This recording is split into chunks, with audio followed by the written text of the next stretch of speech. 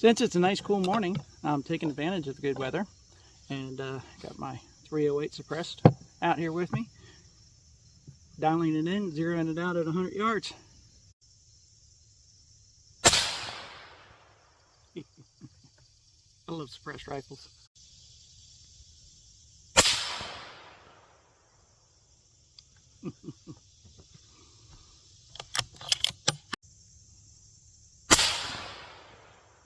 Yeah. All right. I think we're set.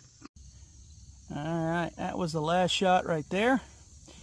You can see all of these were well in the vitals, and I was kind of holding right there, so not too far off. And with that, I'm done for the day. I've got some other stuff to do, but that is definitely a dead deer, and that's what we want. Deer season 2025, 308's ready.